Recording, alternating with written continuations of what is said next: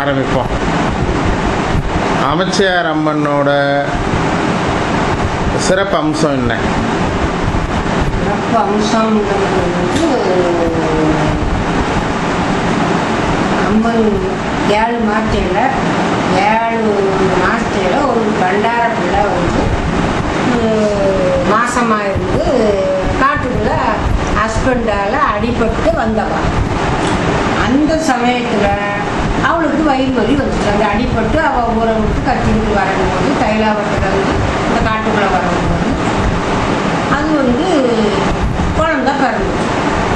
பிள்ளைகள் வந்து பண்டார பிள்ளைகள் வந்து அதில் சொல்லி பிறகிட்டு இருந்த பிள்ளைகள் வந்து அவங்கவுங்க பாவடைய தாவாணியை விரித்து அவங்க பெறகாலம் பார்த்து அந்த குழந்தைய வந்து அந்த நஞ்சின்னு ஒன்று உண்டு சொல்கிறாங்க.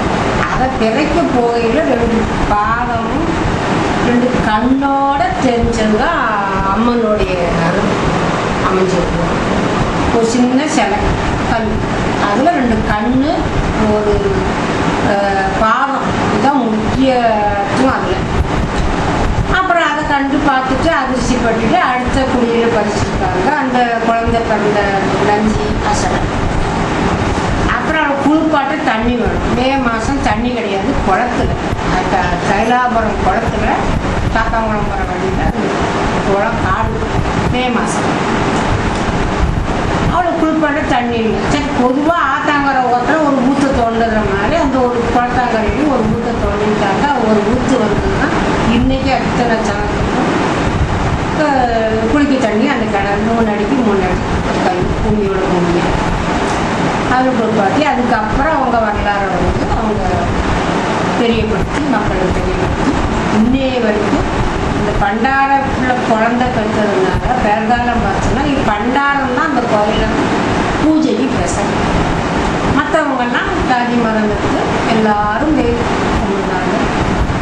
நம்ம 7வது தலைமுறை வாழ்ந்துருக்கோம். முன்னோர்கள் தாத்தா பூட்டினார் பாட்டினார் கதையை அதை ஒரு வழியாக. இந்த கோயில் வந்து எங்கே இருக்குது? திருநெல்வேலியிலேருந்து திருச்செந்தூருக்கு போகிற பார்க்குற நாசரேட்டில் இறங்கி நாசரேட்டில் சாத்தாங்குளம் போகிற வழி. அதில் வந்து தைலாபுரம்னு ஒரு ஊர். அந்த சாப்பிங்களில் ஒரு ஆட்சி இருந்து உள்ளே போகணும். ஒரு முக்கால் உள்ள. இந்த கோயில் பேர் பிடானரி அமைச்சியார் அம்மன். பிடானரி அமைச்சியார் அம்மனா? ஒரு ஞாபகம் அதிர்ச்சி என்னன்னா அந்த கோயிலை பெருசு பண்ணதுக்கு இப்போ ஒரு 15-20 வருஷத்துக்கு முன்னே பெருசு பண்ண பார்த்தாங்க, முடியல. புளிய மரம் பருத்து போச்சு. எப்படி பண்ண மண்டம் உடஞ்சி போட்டேன் அது பல பேர் யோசனை பண்ணிட்டு அந்த அம்மனே வந்து சூழ்காடி காற்று வந்த மாதிரி எதில் நினைச்சாங்க அதில் வெட்டி கொண்டு போய் போட்ட கதையாக காம்பவுண்ட் ஷோத்துக்கு அந்த பக்கம் அந்த மரம் அறுத்து விழுந்தது. இது ஷோ நான் தொடர்கதையில் எழுதி பார்த்தேன்.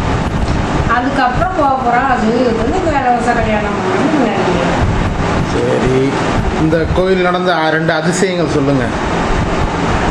ஒரு அதிசயம் அந்த ஆலம்பரம் போனது. 2வது அதுக்கு முன்ன வந்து அந்த கோயிலில் ஒரு சின்ன சின்ன நகையை வந்து ஒரு 3 பேர் அதுக்குன்னு ஒரு பழைய பிள்ளையார் கோயில் அந்த ஊருக்குள்ள மேற்க பிள்ளையார் கோயிலில் வந்து அதுக்கு ஒரு சின்ன அறை அந்த பக்கத்தில் அது கோயில் சாவடின்னு பார்க்கணும்.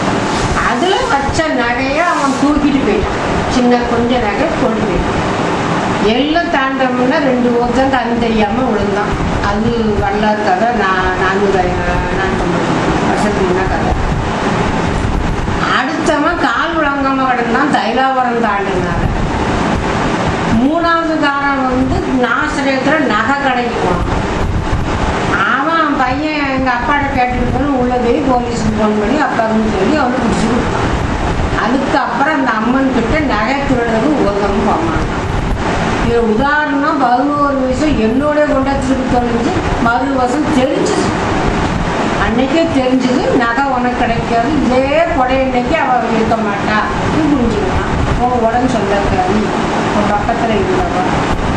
அந்த 3 அதிசயமும் வாழ்க்கையில் மறக்க முடியாத ஒரு அதிசயம்.